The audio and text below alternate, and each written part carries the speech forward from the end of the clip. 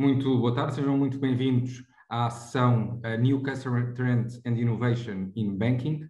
O meu nome é Miguel Bugalho e faço parte da equipa do ISEG Executive Education. Na sessão de hoje iremos contar com a presença da professora Joana Santos Silva, que exerce funções atualmente de Diretora de Inovação do ISEG Executive Education. É assessora da presidência do ISEG para desenvolvimento estratégico. Professora de Estratégia, Transformação Digital, Marketing e Marketing Digital, é coordenadora do Programa Executivo Strategic Management and Innovation, doutorada em Gestão com especialização em Estratégia, MBA pela Católica Nova e licenciada em Ciências Farmacêuticas pela Universidade de Coimbra. É pós-graduada pela Kellogg School of Management e desempenhou funções como membro da administração, como Senior Director for Strategy and Advancement na Católica Lisbon. É diretora de programas da formação de executivos nas áreas de gestão, estratégia, marketing, gestão comercial e na área da saúde e também membro da direção da Make-A-Wish Portugal. Esta sessão terá uma duração de 1 hora e no final da mesma sessão teremos um espaço de cerca de 15 minutos para colocarmos as vossas questões que tiverem ao longo deste webinar. Pedimos que coloquem as questões no separador de perguntas e questões para depois podermos então respondermos. E passando agora a palavra à professora Joana Santos Silva, que é a anfitriã principal hoje deste webinar e, portanto, Joana, o palco é todo teu. Obrigada, Miguel. E, em primeiro lugar, gostava de agradecer evidentemente a todos a vossa presença e, em particular, a vossa disponibilidade de partilhar aqui 1 hora ao final do dia a falar sobre um tema que a mim intriga-me sempre, que é um bocadinho o que se passa na cabeça dos nossos clientes, seja em que sector for, sendo que hoje vamos falar concretamente, evidentemente, sobre a perspectiva da banca. Vou, só para dar aqui um mote, partilhar o meu ecrã, para que de alguma forma, ou seja, preparei alguns slides para que possamos seguir, digamos assim, a narrativa. E confesso que geralmente quando começo este tipo de intervenção faço uma pergunta à audiência que é muito esta, que é como é que se sentem ou como é que de alguma forma têm a visão sobre o futuro do mundo. Confesso que quando tinha pensado fazer este webinar, a Europa não se encontrava em guerra, ou seja, de facto, geralmente havia uma distribuição mais de otimistas e pessimistas sobre o que efetivamente se passava no mundo e como é que se via em particular aquilo que é, digamos assim, o forecast futuro. Evidentemente esta situação tem muitos contornos, em particular no impacto humano, mas também terá e já se sentem os impactos económicos, ou seja, de uma forma ou de outra o que nós temos certeza é que isto vai agudizar uma situação económica que já era frágil, em particular nesta, digamos assim, nesta sequela daquilo que era a situação pandémica. Ou seja, eu diria que provavelmente, independentemente de como é que vocês estão a sentir o mundo, provavelmente sentem mais do que a incerteza, efetivamente, se calhar, esta perspectiva, eu diria, desafiante, para não dizer difícil. E, nesse sentido, é cada vez mais importante, de facto, as organizações, independentemente do seu setor, perceberem o que é que se passa no cliente, o que é que ele, de facto, valoriza, por forma a retirar valor daquilo que são verdadeiramente as suas ações.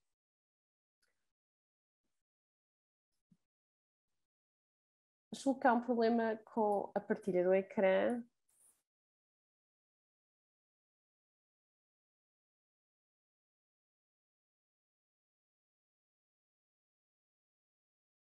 Queria confirmar apenas que neste momento só vem um slide. Ok. Então, peço desculpa por esta complicação técnica, digamos assim. Tendo em conta essa perspectiva, efetivamente, esta questão de que provavelmente todos já ouviram falar que o mundo andava VUCA, mas há uns tempos atrás houve uns investigadores na Universidade de Oxford que criaram um acrónimo novo. E eu ultimamente tenho utilizado este acrónimo não apenas porque ele é novo e de alguma forma traduz esta perspectiva de inovação e em particular para trazer um acrónimo diferente, porque o outro já foi batido, mas porque eu julgo que efetivamente ele captura um bocadinho melhor aquilo que é o contexto macro atual. Ou seja, por um lado, o volátil foi trocado pela palavra turbulento, e eu acho que isto, de facto, consegue capturar a questão da violência quase daquilo que é a mudança no mundo atualmente. Ou seja, se nós já sentimos que o mundo estava muito acelerado e em constante mudança, hoje nós sentimos que esta mudança efetivamente quase que não se consegue perceber o sinal, ou seja, nem a perspectiva direcional na qual ela acontece, e é muito difícil perceber se estamos a ser virados para a esquerda, para a direita, para cima e para baixo. Ou seja, a questão da turbulência é efetivamente a dificuldade em ler sinais. e depois também trocaram a questão do complexo por algo que é novo.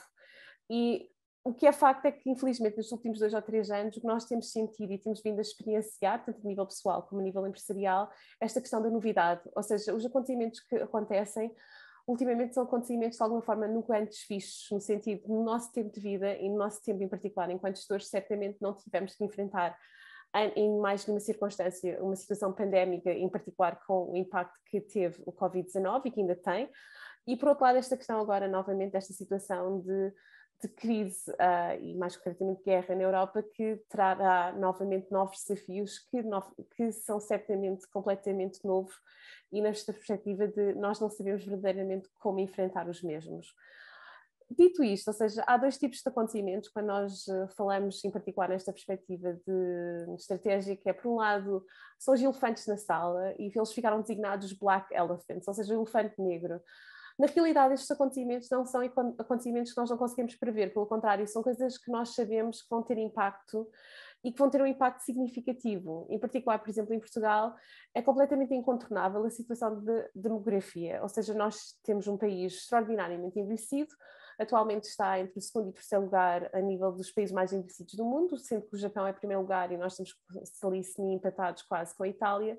E o que é facto é que esta questão de ter uma população cada vez mais envelhecida, com uma taxa de natalidade muito baixa, é algo que estruturalmente tem um impacto para a nossa economia e que, independentemente de, digamos assim, estratégias a longo prazo possam vir a ser eventualmente implementadas, existirá sempre um desafio intertemporal. E são situações destas que são de grande complexidade, porque na verdade é muito difícil resolver um problema como o problema de demografia, mas nós sabemos que ele tem impacto, que já está a ter impacto e que o seu impacto vai se agravar nos próximos anos. É o elefante na sala que ninguém sabe muito bem o que fazer com ele. Por outro, cada vez mais existem estes acontecimentos, como é exatamente a situação da guerra entre a Rússia e a Ucrânia, porque, na realidade, o nosso tempo de pré-aviso, por assim dizer, desta situação foi uma questão de dias, ou seja, começam a surgir algumas notícias, em particular vindo digamos assim, das entidades de inteligência norte-americanas e britânicas, a sugerir que eventualmente poderia haver uma crise entre estes 2 países, e eu diria que provavelmente muitos de nós, de alguma forma, durante algum tempo ainda assumimos que se calhar isto era um exagero de informação, ou seja, era muito, provavelmente para muitos de nós era impensável que uma coisa destas acontecesse. Este tipo de acontecimentos são aqueles que nós designamos os cisnes negros, ou seja, os black swans, que são coisas que são verdadeiramente inesperadas, no sentido que ninguém conseguia gerir e ter no seu forecast o impacto daquilo que está a acontecer neste momento. E é nesse sentido, ou seja, entre os elefantes da sala, que são de grande complexidade, e os cisnes negros, que acontecem com cada vez mais frequência, porque Covid-19 foi também precisamente um cisne negro, nós temos cada vez mais dificuldade em prever o futuro. Aquilo que nós de alguma forma conseguimos prever, de facto, é que a mudança constante e basicamente esta ideia que o mundo encontra-se num estado de fluxo completamente constante. E é por isso que eu tenho para mim quase esta ideia que a melhor frase de inspiração para preparar um negócio é a citação do Mike Tyson, que não é de todo científico, mas esta ideia que todos nós temos um plano e nós temos que continuar a planear, porque é assim que dizem as boas práticas, é incontornável, não se consegue gerir também que sem qualquer perspectiva de planeamento. Mas o que nós sabemos é que dificilmente o plano vai se concretizar exatamente como ele existe. Existe também a probabilidade de nós, digamos assim, desculpem o termo de forma agressiva, mas podemos levar um murro na cara, como ele diz, ou seja, o que ele diz é, toda a gente tem um plano até o momento em que leva um embate. E atualmente o que nós sentimos é que quase todos os anos, com mais intensidade ou menos intensidade, os negócios levam um embate. E é nessa perspectiva que de todas as escolas, eu diria, de pensamento estratégico, aquela que hoje de facto é mais atual, também é mais recente, faz mais sentido quando nós estamos a analisar, digamos assim, o negócio, é aquela que são as capacidades dinâmicas, que surge na Universidade de Stanford com um professor que é o David Teese, com esta perspectiva que hoje em dia as organizações, para poderem sobreviver, para continuarem a ter a sua relevância, têm que, de alguma forma, conseguir se adaptar àquilo que é o seu contexto. Ou seja, para mim isto é o darwinismo das organizações, porque o Darwin também dizia que não era um animal mais forte que sobrevivia, era aquele que mais era capaz de se adaptar àquilo que lhe acontecia no seu contexto. e no seu ambiente. E é exatamente isso que está a acontecer nas organizações. Numa situação de fluxo, quem conseguir de alguma forma recombinar-se, reconfigurar, adaptar aquilo que está a acontecer, será quem vai conseguir certamente sobreviver. E nas capacidades dinâmicas há 3 pilares extraordinariamente importantes e que estão muito associados ao cliente, que não era, digamos assim, a situação mais habitual de olhar para o tema da estratégia. Ou seja, por um lado, há esta questão de ter a capacidade de sensing. E sensing, nesta framework, é muito a perspectiva de eu consigo antever oportunidades e ameaças no mercado, em particular antes dos concorrentes e antes dos outros. Uma coisa é ter, então, essa capacidade, efetivamente, de prever, digamos assim, ou ameaças ou oportunidades. Outra coisa é conseguir tomar decisões, e não só tomar decisões, mas tomar decisões em tempo útil. Porque, como certamente sabem, time is money, e time is money naquela perspectiva do custo-oportunidade. Em muitas circunstâncias, o facto de nós estarmos na inércia da tomada de decisão, de facto, impacta muito aquilo que é o outcome da organização. E o terceiro pilar é um pilar extraordinariamente importante, e é aqui que ele revisa e que de alguma forma liga concretamente ao nosso tema na perspectiva de tendências do cliente, é que as decisões que nós tomamos têm que ser alinhadas com o mercado. Não são alinhadas com os recursos internos da organização, ou seja, cada vez mais tenho que estar ciente de que eu posso ter necessidade de fazer aquilo que é o quarto pilar, que é reconfigurar a base de recursos da minha organização.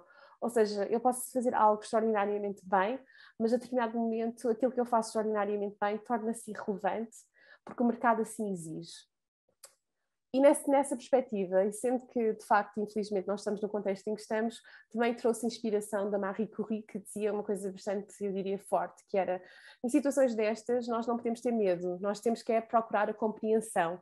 Ou seja, quando nós estamos com incertezas, o que nós temos que fazer é, de alguma forma, ir ao fundo da questão e perceber o que é que se passa.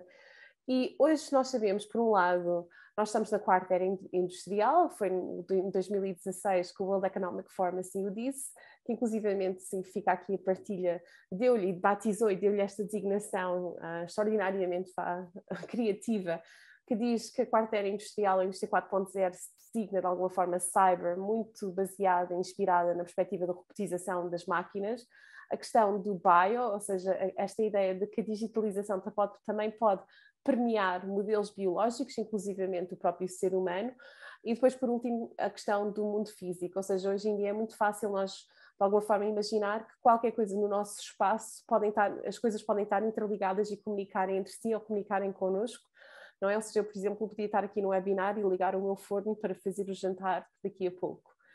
Nessa perspectiva e na perspectiva da transformação digital dos negócios, existe uma framework que já um bocadinho estabilizada e consolidada, que é do IMD, ou seja, uma escola de gestão na Suíça, que criou esta perspectiva do que eles designaram o Vortex Digital. E a perspectiva deles é muito simples, que é o seguinte: esta questão da tecnologia, esta questão da transformação, revolução industrial, impactará e está a impactar todos os setores de atividade.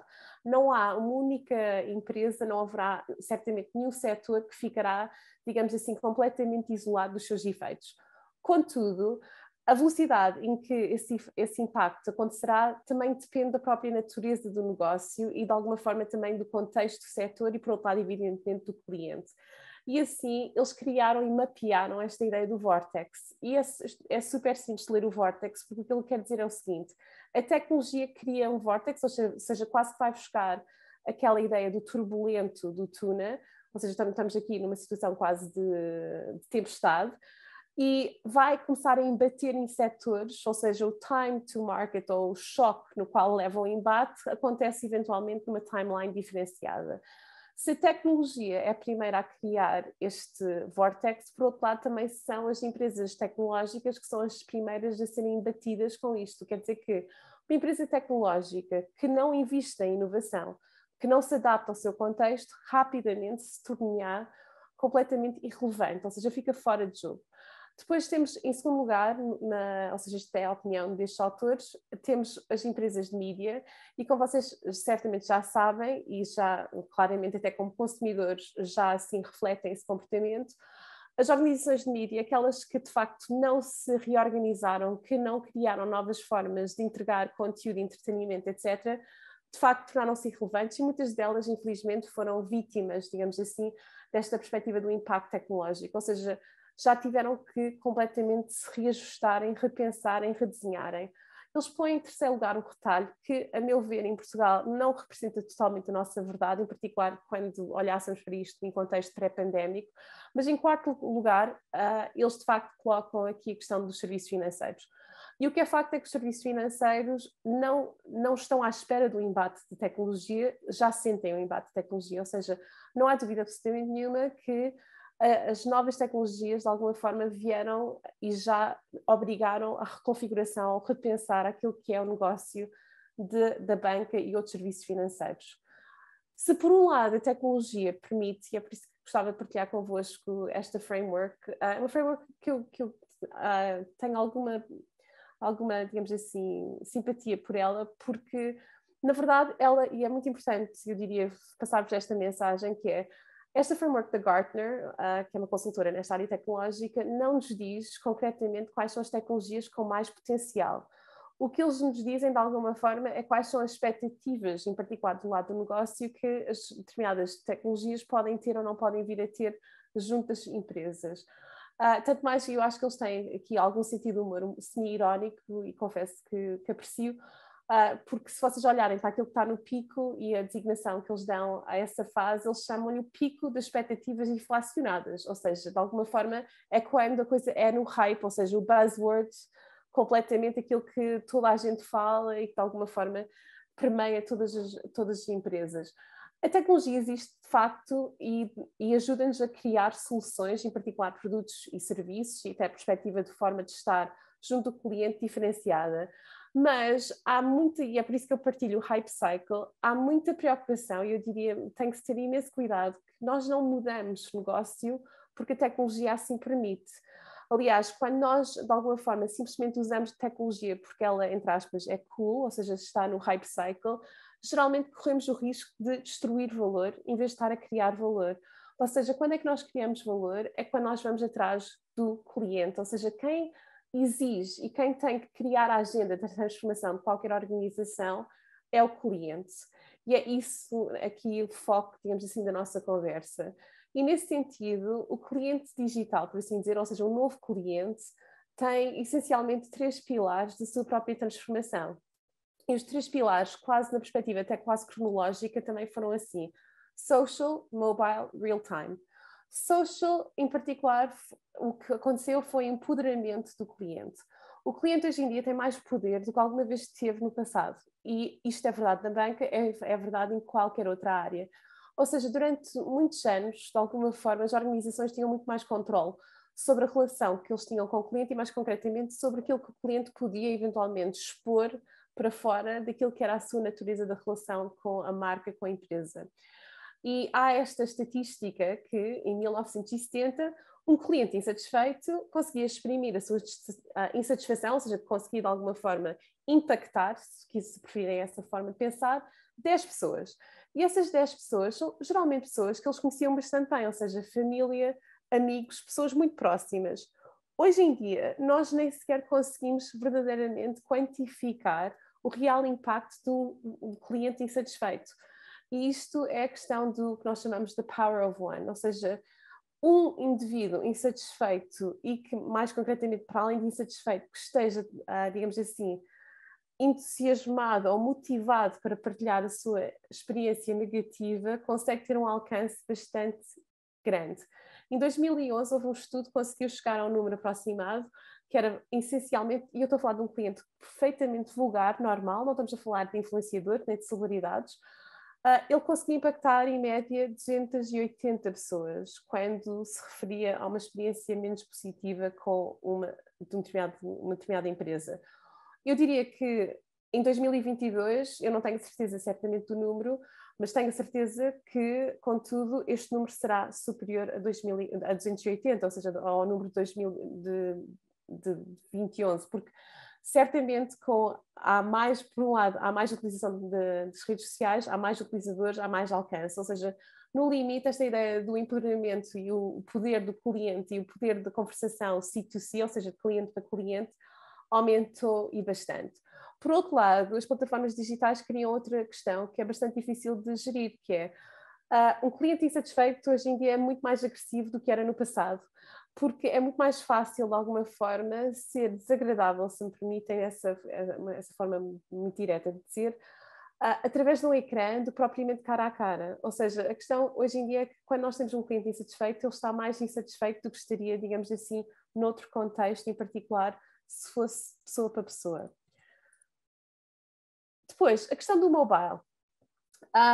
Nós estamos completamente viciados hoje em dia, e a palavra é mesmo vício, no que diz respeito à nossa utilização, em particular, do nosso telemóvel.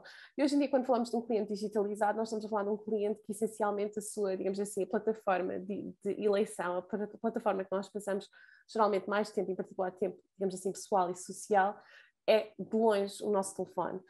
Em 2015, ou seja, já faz algum tempo, a BCG fez um estudo extraordinariamente interessante, porque as perguntas, ou melhor, as respostas que os clientes deram, para mim foram, eu diria, infelizes, porque perguntaram às pessoas o que é que estavam dispostos a, de alguma forma, a não utilizar ou não ter acesso a durante um ano para poderem ter acesso ao seu telefone móvel. Ou seja, a questão era colocada da seguinte forma: eu tiro-vos o vosso telefone e vocês não podem ter acesso a um telefone móvel durante um ano. Ou, em alternativa, podem selecionar qualquer uma destas coisas, ou seja, como trade-off, não é? Podem perder direito a. E 64%, isto era uma pergunta já agora, só disclaimer, isto era uma pergunta totalmente teórica, ou seja, as pessoas sabiam que não estavam em risco de perder o seu telefone e mesmo assim responderam da seguinte forma: 64% das pessoas disseram comer fora, ir ao restaurante, perfeitamente razoável, tranquilo, eu posso abdicar, digamos assim, da minha possibilidade de ir jantar fora. 51% disse o Bobby e o Tarek lá de casa, ou seja, o meu cãozinho, o meu gatinho, adeus, eu preciso é do meu telefone. 50% das pessoas disseram não preciso de férias e 38% disseram que relações sexuais, afinal, não é assim tão importante. Ou seja, de longe, esta questão do vício, nós de facto, mesmo quando numa situação puramente teórica, quando é exposto esta ideia de eu não posso usar o meu telefone, isso cria ansiedade. E existem também estudos que notam que um cliente, quando percebe, o cliente, o utilizador, quando percebe que não tem de facto acesso ao seu telefone, o seu nível de ansiedade física aumenta, ou seja, é uma situação já de relação quase de dependência física e emocional.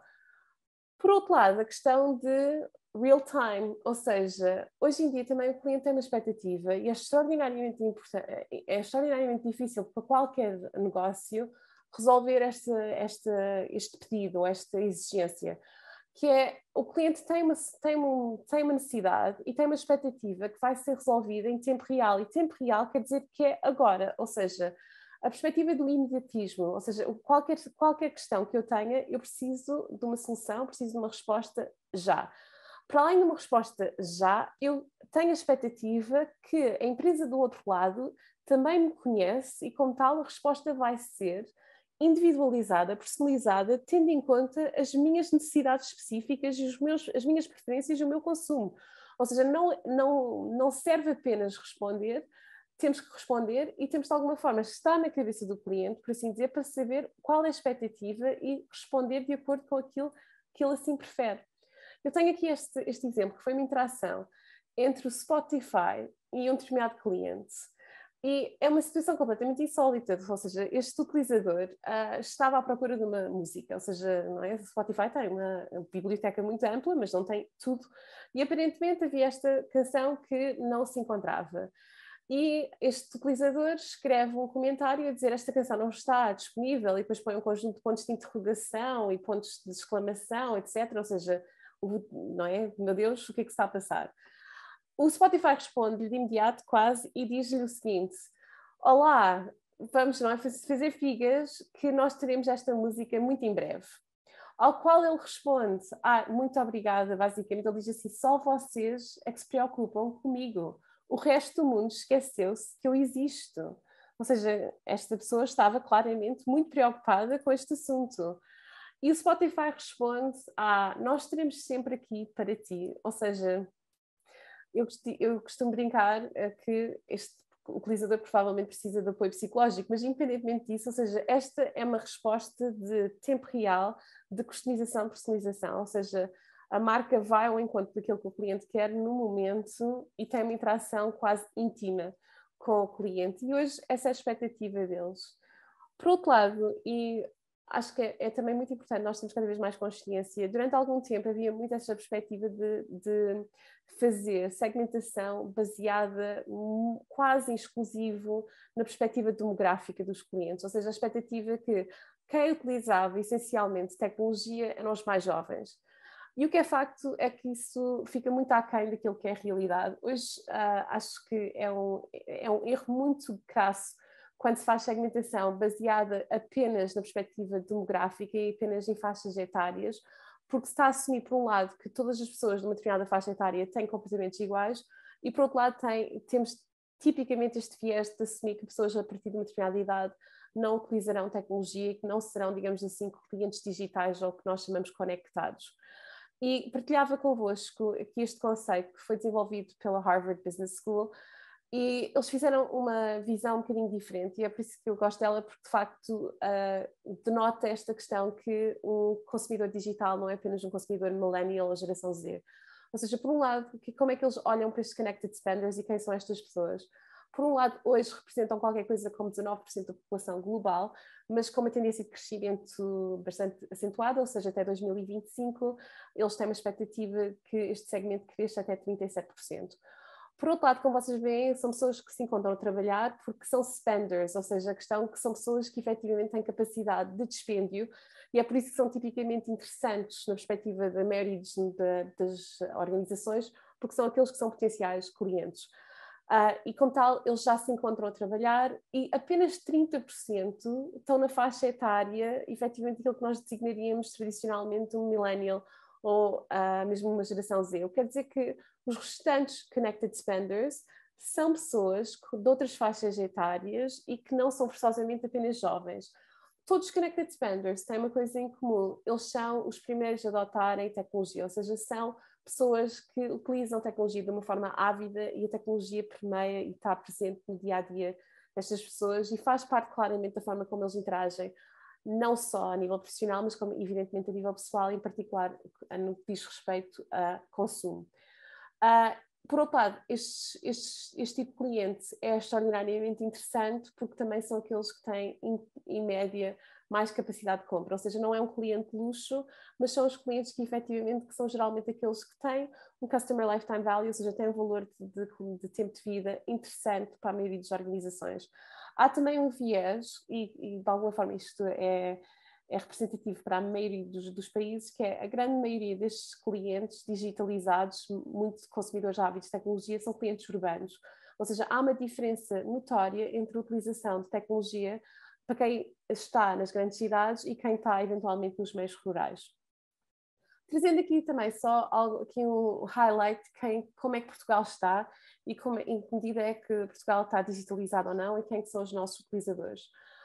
Hoje em dia, 84% dos utilizadores ou da população portuguesa têm ligação à internet mais ou menos permanente, ou seja, são utilizadores. É já um número bastante interessante, porque durante os últimos 5 anos, mais ou menos, isto teve uma evolução positiva, ou seja, nós estávamos com um número muito aquém, até muito abaixo daquilo que era a média europeia, e agora aproximamos efetivamente daquilo que é a média europeia.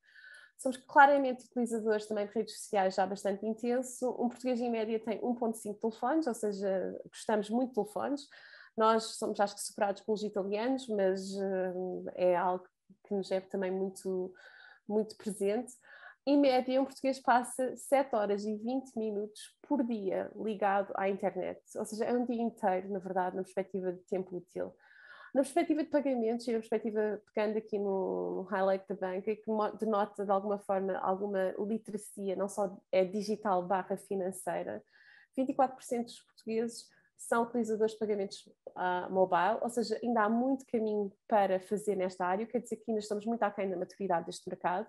Apenas também 33% da nossa população tem cartões de crédito. Isto depois espelha-se muito até nas atividades de e-commerce e afins, porque há muitas pessoas em Portugal que continuam a não ter instrumentos de pagamento online. 35% das pessoas utilizam ferramentas e plataformas online para fazerem compras ou para fazerem pagamentos, mas como vocês veem, há muito mais intensidade de utilização, em particular para fazer pesquisa prévia, do que muitas vezes, digamos assim, a conversão. Ou seja, 80% dos consumidores portugueses visitam uma loja online ou visitam o site previamente a fazer, digamos assim, conversão ou ativação da compra. Isto é um comportamento chamado OROPO ou Web Rooming, ou seja, nós, digamos assim, corremos a net para identificar oportunidades de consumo, mas efetivamos, ou seja, continuamos a ser um país que valoriza ainda muito o canal físico. Na perspectiva mais concreta também, de banca pura e dura, hoje em dia os incumbentes da banca estão naquilo que eu chamo numa luta pela relevância, ou seja, é cada vez mais óbvio que estas, e não só as gerações mais novas, mas os clientes de uma forma geral, por um lado têm cada vez menos lealdade, isso é verdade para qualquer setor, mas também já existe refletido também nesta área dos serviços financeiros. Ou seja, é cada vez mais comum um cliente não ter apenas uma relação de exclusividade com uma instituição financeira, ou seja, cada vez mais existem clientes com 2,5 a 3 relações, em particular clientes neobank, ou seja, clientes que já utilizam plataformas diferenciadas de serviços financeiros, têm tendência a ter ainda mais números de relações financeiras. E, nesse sentido, efetivamente, o que isto denota é que, no limite, há uma luta pela captação daquilo que é o bolso do cliente, ou seja, a captação share of wallet, porque, assumindo que não teremos muitos mais clientes, porque, na verdade, Portugal tem uma tendência de decrescimento, não é? A nível da perspectiva da população, nós teremos que lutar pela perspectiva da captação e retenção dos clientes já existentes e, mais concretamente, ter a certeza que a grande maioria ou em exclusividade o cliente é meu e é retido comigo. Nesta perspectiva também, os modelos de negócios de ecossistema são cada vez mais importantes, porque temos que assumir que provavelmente o incumbente terá que eventualmente integrar oportunidades ou, digamos assim, serviços de outros players, e isso não é de facto uma forma de estar tradicional para a banca. Por outro lado, esta questão também de, já agora, se quiserem ver em particular ideias de benchmarking e onde é que grande parte destas atividades, onde é que os neobanks e estes novos players têm maior relevância, são nos mercados emergentes, em particular na Ásia e na América Latina. Isto tem muito a ver com o facto de que os clientes nestes mercados não têm, digamos assim, uma situação de legacy, ou seja, e em muitas circunstâncias também existem barreiras a serem clientes de um incumbente tradicional e, como tal, houve mais inovação, houve mais apetência para o cliente também experienciar e experimentar, digamos assim, estes novos modelos. Por outro lado, também, apesar de ter dito que, evidentemente, não são apenas as demografias mais jovens que utilizam, digamos assim, soluções de inovação, de facto, a grande maioria dos clientes neobank são aqueles que tendem a ser geração Z e millennials. Dito isso, 11% têm de 65 anos ou mais, ou seja, apesar de não serem a maioria, já se veem representados e não é um número assim tão pouco significativo quanto isso. As vantagens, digamos assim, e desvantagens tanto dos incumbentes como os neobanks. Da perspectiva do cliente, por um lado, existem estudos que denotam claramente que o cliente continua a ter um maior fator de confiança junto de um banco tradicional. Ou seja, isto é francamente um fator crítico de sucesso e, mais concretamente, é um pilar de vantagem competitiva para a banca tradicional, porque, evidentemente, a confiança, em particular na área financeira, é extraordinariamente importante e é fundamental para manter um cliente. Por outro lado, também sentem que, em particular para situações de eventos que nós chamamos key life events, ou seja, por exemplo, a compra da casa, e situações que são verdadeiramente impactantes, não é? Estruturais para o cliente, existe aqui também a questão do relacionamento mais personalizado com um banco tradicional e, nesse sentido, também os bancos incumbentes têm e continuam a ter uma vantagem nesta área. Por outro lado, evidentemente, o sortido de oferta, digamos assim, de serviços e de produtos financeiros, em que os bancos incumbentes, de facto, continuam a ter uma vantagem competitiva. Por outro lado, os neobanks, como é que são vistos? Por um lado, a questão da área de pagamentos, ou seja, foi assim que eles entraram na maioria, não é? E claramente aqui tem uma vantagem, digamos assim, competitiva na percepção daquilo que são, nos clientes que são evidentemente utilizadores deste tipo de soluções. E isso quer dizer que ao longo do tempo terão eventualmente uma tendência de capturar cada vez mais um share of wallet. Depois, por serem tipicamente organizações que são nativas digitais, estas organizações tendem a perceber melhor como é que se cria e desenha uma solução online digital francamente boa. e boa no sentido de utilização do cliente, ou seja, na perspectiva de serem, de facto, ecossistemas e omnicanal e não serem silos multicanal com dificuldade de integração, e claramente situações de utilização, não é, de interface de cliente e com design muito mais simplificado. Por outro lado, tipicamente permitem muito mais personalização, não é? Porque efetivamente as aplicações têm, uma super app tem essa facilidade de verdadeiramente refletir aquilo que é a utilização do cliente, também porque tem menos complexidade, evidentemente, de oferta de produto e serviço. Só para ficar, digamos assim, clara a questão do que é que eu quero dizer com omnicanal, a maioria das organizações, e não são apenas nos bancos, o que as nossas soluções são, na realidade, são multicanal. Ou seja, o que nós temos são soluções que, em canais diferentes, temos canais de distribuição diferentes, que o cliente pode, de alguma forma, servir-se no canal A, B ou C. Mas os canais entre si não são verdadeiramente integrados. Ou seja, o cliente não salta, por assim dizer, de um canal para o outro sem ter qualquer, digamos assim, irritação, prurido, ou basicamente ele sente sempre a desconexão.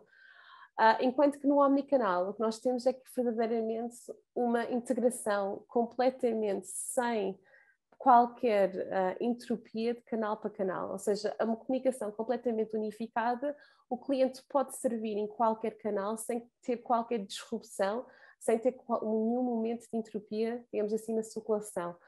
E eu costumo também introduzir nesta fase, digamos assim, este sentimento que é: as pessoas são de facto todas diferentes e vão valorizar coisas diferentes e claramente nós temos que customizar e personalizar as nossas soluções. Contudo, eu diria que há um fator que une todas as pessoas, ou seja, todo o ser humano é preguiçoso. Eu não digo isto de forma pejorativa, pelo contrário. Qualquer solução que permita ao cliente despender menos energia, menos esforço e que seja mais simples de utilização, mais simples de interação, é sempre dominante, ou seja, será sempre preferida por parte do cliente. E quando nós pensamos em omnicanal, isso nós temos em última instância estar a pensar se resolver o problema do cliente de forma mais simples, com menos taxa de esforço. Isso é pensar lazy, ou seja, pensar lazy é efetivamente obrigar que o cliente tenha menor interação possível, com menor esforço, sem qualquer momento de irritação ou pain point. E quando pensamos também em digital, e é aqui que os neobanks e as empresas nativas digitais geralmente têm uma competência-chave forte, porque é assim que elas foram pensadas de raiz, é muito esta perspectiva, não é? Hoje em dia vocês têm no vosso telefone um conjunto de aplicações que utilizam, se calhar, diariamente, que são de uma simplicidade de utilização fantástica, são de uma complexidade gigantesca no que diz respeito ao back-office, na perspectiva de design e na perspectiva de conseguir construir uma solução tecnológica que permite ser simples do lado da interface do cliente. Mas o cliente nunca sente ou dificilmente sentirá, digamos assim, situações de irritação, de dificuldade. As soluções são extraordinariamente simples e é isso que é verdadeiramente preferido e valorizado por parte do cliente. Depois, também nesta perspectiva, os bancos incumbentes também têm uma oportunidade para tentarem evitar que os neobanks ou estas novas soluções criem modelos de agregação, ou seja, podem ser os bancos incumbentes eles próprios a transformarem-se em modelos de agregadores. Os modelos de agregadores ou os over-the-top models, que geralmente são mais conhecidos na área de telecomunicações ou mídia, não é? Por exemplo, uma Netflix é um over-the-top. É uma perspectiva de eu consigo efetivamente ir diretamente ao cliente, tenho uma vantagem competitiva porque tenho menos custo de estrutura e consigo oferecer um conjunto de produtos e serviços sem ter, digamos assim, os serviços de back-office e core que obrigam, digamos assim, geralmente ao incumbente na perspectiva de entrega de produto e serviço.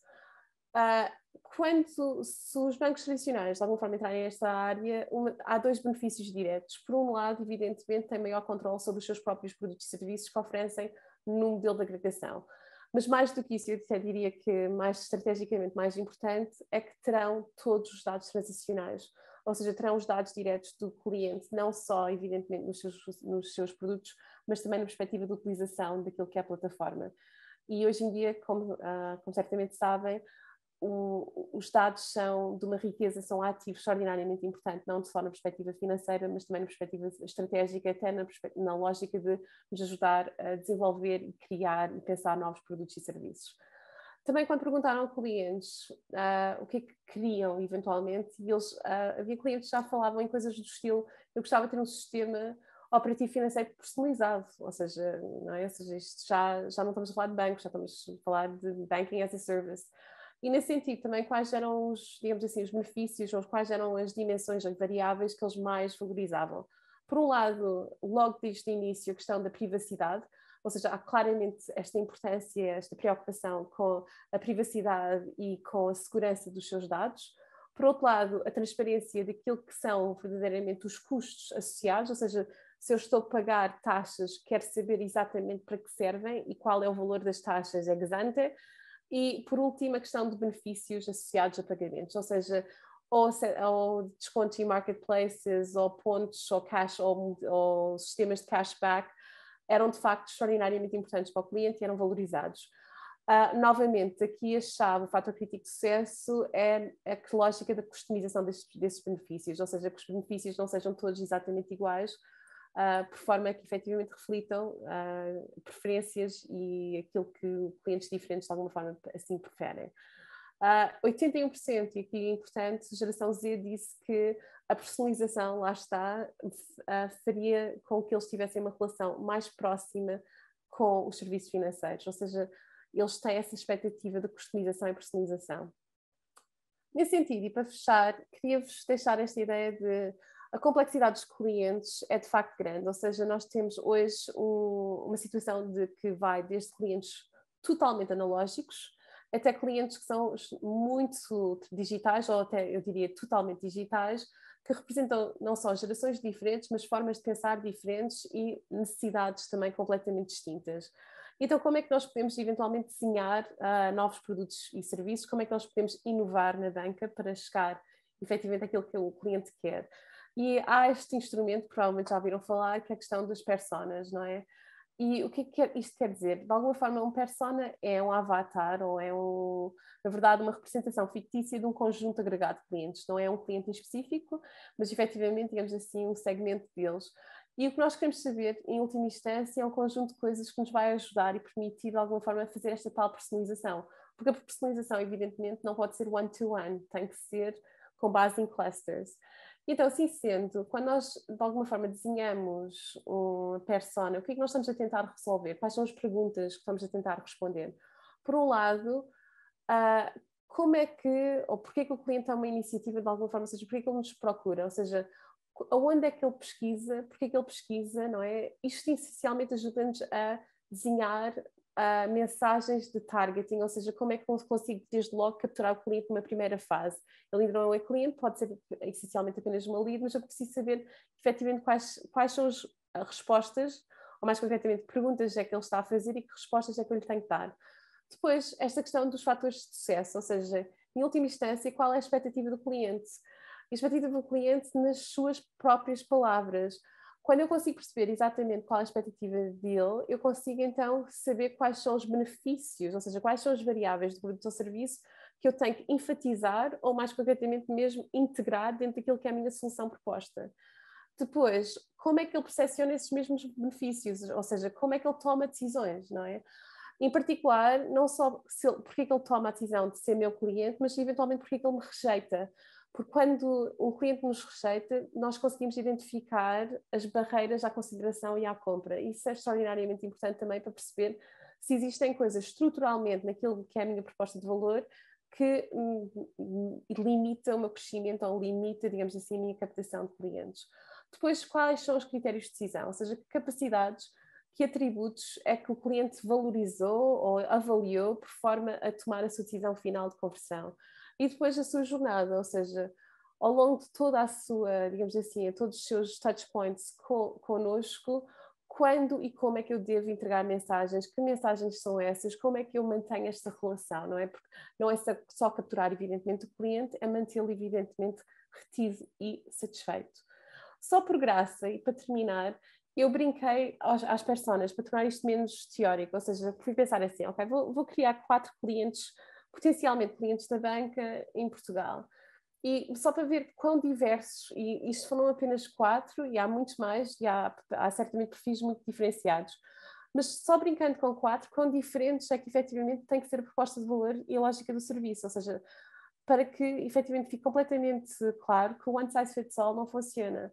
seja, por exemplo, esta é a dona Custódia, que na minha cabeça tem 77 anos, ela vive em Braga com o seu marido, é reformada, a família está longe, ou seja, foram para a Suíça e ela sente-se muitas vezes só. Ela tem um marido que está doente e ela que é a cuidadora principal, mas ela ainda é social, ou seja, ela todos os dias sai à rua, vai comprar pão, passa pela farmácia e vai ao banco. É daquelas senhoras que provavelmente até de vez em quando faz um bolinho e é capaz de levar, se calhar, ao gestor do banco lá, ao gerente do balcão, e tem uma relação de simpatia, não é?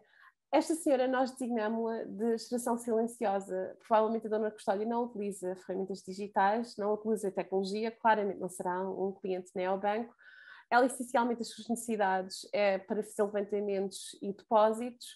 Ela, essencialmente, usa dinheiro físico.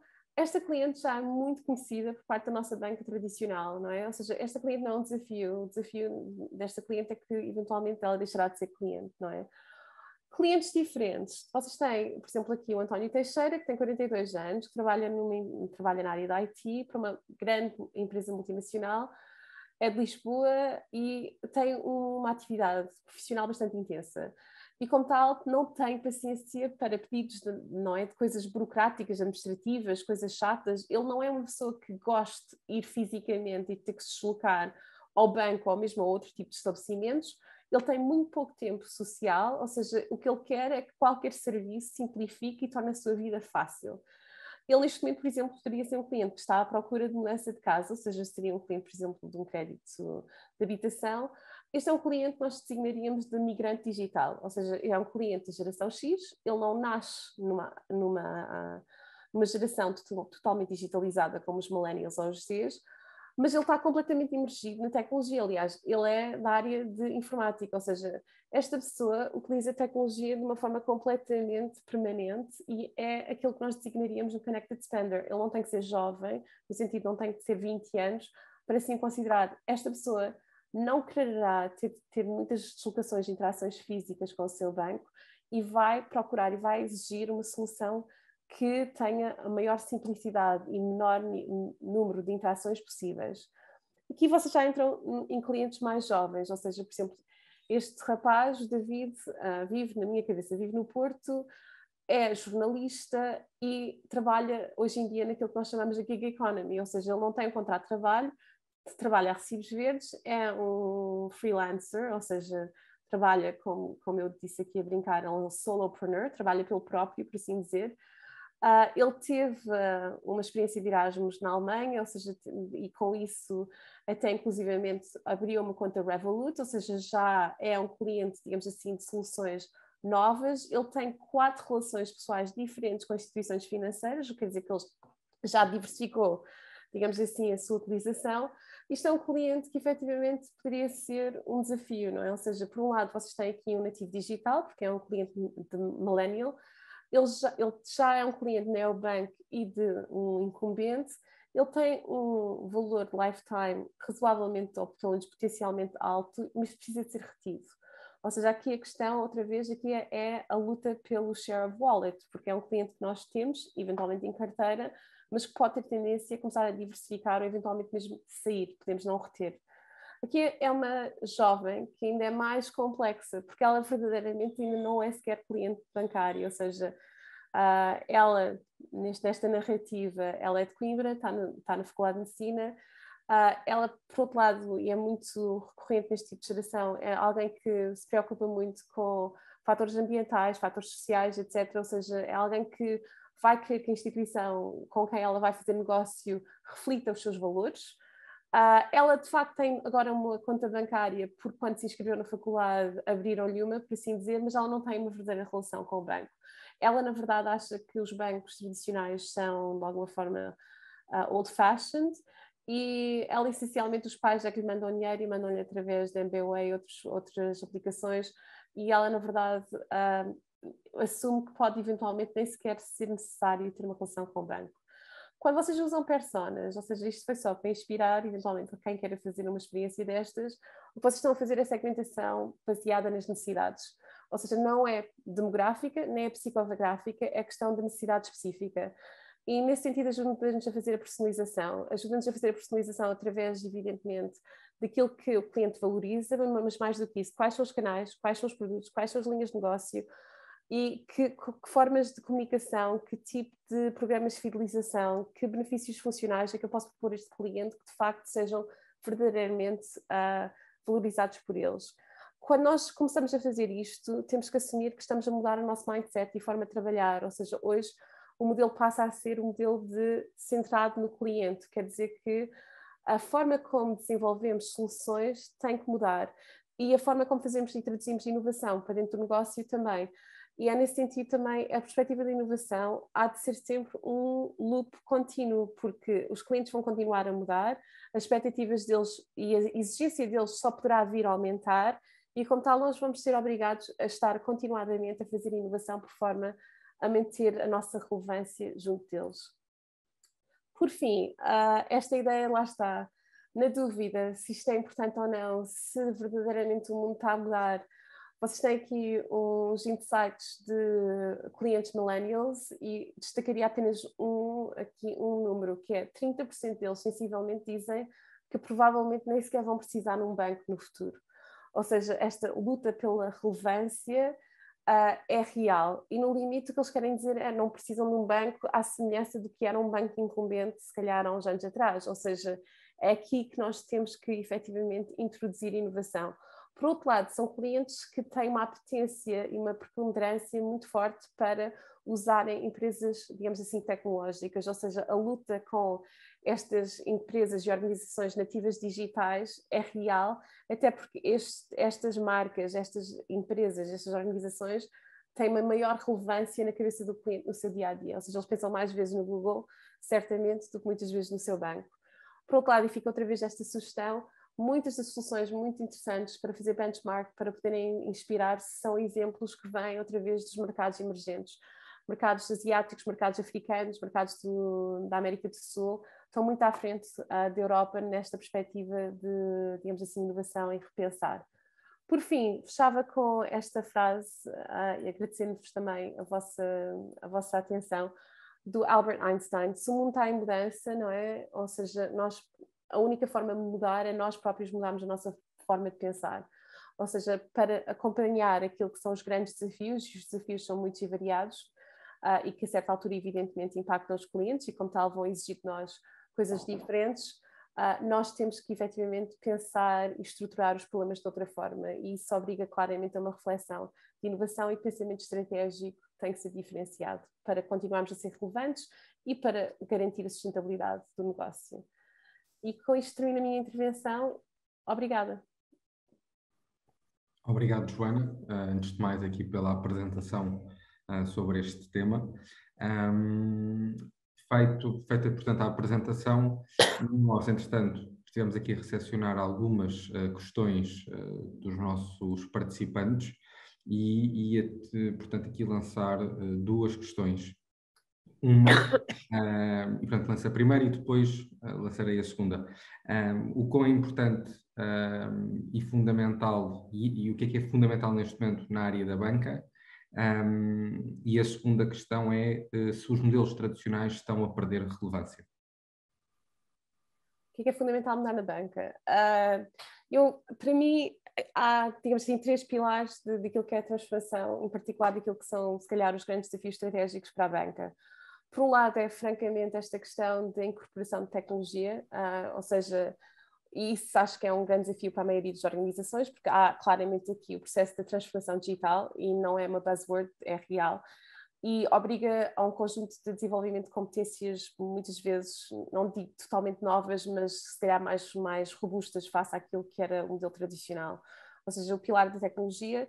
Depois, francamente, a questão do pilar do cliente, ou seja, repensar o que é verdadeiro, quais são, digamos assim, as formas de servir o cliente que são mais relevantes e pertinentes, em particular nos próximos 5 a 10 anos. Ou seja, porque o cliente, lá está, já mudou, vai continuar a mudar e os desafios são cada vez maiores.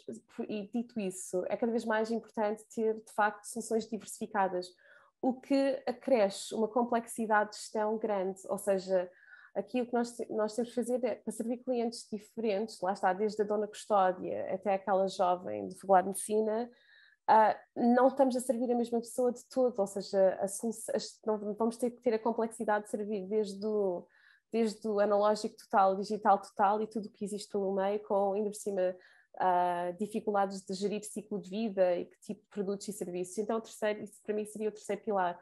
O terceiro pilar é inovar mesmo, não só relacionamento, mas que tipos de produtos e que tipos de serviços é que eu proponho enquanto banco incumbente. Outra vez, com a situação do modelo de agregação, com a perspectiva de criar efetivamente ecossistemas diferenciados, até inclusivamente com o que nós chamamos em estratégia, criando o que nós chamamos ambiguidade causal, ou seja, quando o ecossistema é muito complexo, eu posso desenhá-lo num papel, mas é muito difícil replicar, em particular por pequenos players, como quem diz, ou seja, players que só têm soluções de 1 ou 2 produtos, para manter a minha relevância e para manter, digamos assim, a minha vantagem competitiva, ou seja, tecnologia, cliente, produto e serviço, ou novo negócio, digamos assim. A segunda pergunta, confesso que já não me lembro. É por causa dos modelos tradicionais. Não percebi, desculpa, Miguel. É sobre os modelos tradicionais que estão a perder relevância. Ou seja, lá está, acho que é a mesma pergunta de alguma forma, não é? Ou seja, a questão de, efetivamente, assim sendo, é preciso criar, digamos assim, claramente linhas de inovação, mas que não podem ser só projetos de silo, não é? Ou seja, porque efetivamente é um bocadinho esta última mensagem que eu quis tentar transmitir, que é esta perspectiva de que não será só, como eu costumo dizer, laçarotes, ou seja, não é uma mudança de um critério, não é? Não é pôr mais uma funcionalidade na aplicação, nós estamos a falar verdadeiramente de uma mudança de mindset, uma mudança de forma de trabalhar, e isso é que é a inovação verdadeiramente dita, ou seja, é a questão de repensar a estratégia, repensar a forma de trabalhar e depois, evidentemente, implementar. Ok, obrigado, Joana. Entretanto, temos aqui outra questão, que é a seguinte: assumindo que a banca terá dificuldade em captar novos clientes, como conseguirá manter-se sustentável no seu negócio? Não consegue, lá está. É por isso que é um desafio real, não é? Ou seja, eu acho que nós temos 2 problemas sérios em Portugal. Na área da banca, há uma parte aqui que é a área da banca e não só. Por um lado é assim, se eu perder relevância, eu perco a capacidade de capturar novos clientes. Quer dizer que, evidentemente, o negócio, por definição, em teoria, vai começar a encolher. Por outro lado, temos um problema estrutural, que é a da demografia, não é? Se está previsto que a nossa população vai começar a decrescer, e vai, a não ser que haja repentinamente um influxo de nova população, estruturalmente, mesmo que eu mantenha os clientes atuais, tenho dificuldade em manter o negócio ao nível que existe ou até crescer. Ou seja, o que vai acontecer em teoria em situações destas, vai-se começar a observar uma agressividade concorrencial entre os players maior. Ou seja, a captação de clientes não é por novos clientes, porque eles não vão existir, em teoria, o que vai existir é uma guerra entre a luta de captação dos clientes existentes.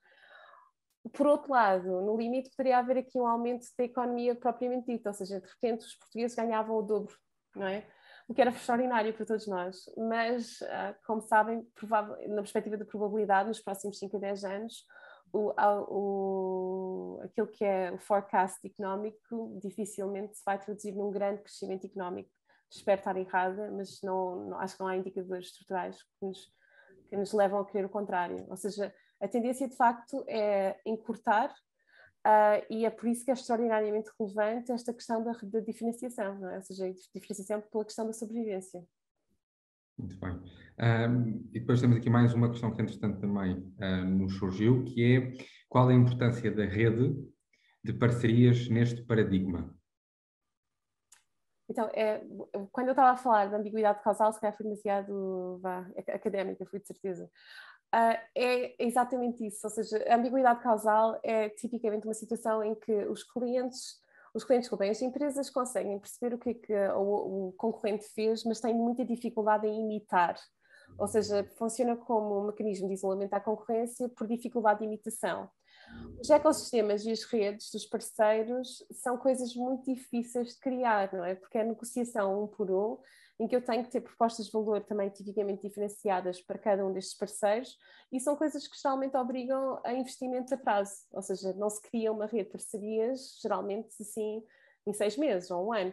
Ou seja, esse investimento de criar uma rede de parcerias que verdadeiramente crie valor para o cliente é uma das, eu diria, uma das estratégias mais interessantes de criar efetivamente diferenciação e isolamento à concorrência. Ou seja, evidentemente, assumindo que ela se traduz em valor para o cliente, ou valor percepcionado para o cliente, ou seja, tem que ser evidentemente parcerias que o cliente valoriza. Mas se sim o fizer, é claramente uma das opções de isolar-nos da concorrência dos outros bancos, sejam eles incumbentes ou novos players. Muito bem. Joana, não tendo mais nenhuma questão, portanto, agradecer a tua presença e também a apresentação que fizeste esta tarde, agradecer também a todos os que estiveram aqui durante esta hora a assistir ao webinar e também demonstrar aqui a nossa disponibilidade para qualquer questão que tenham relativamente à nossa oferta do ISEG Executive Education. Mais uma vez, muito obrigado e a continuação de um bom dia. Obrigada.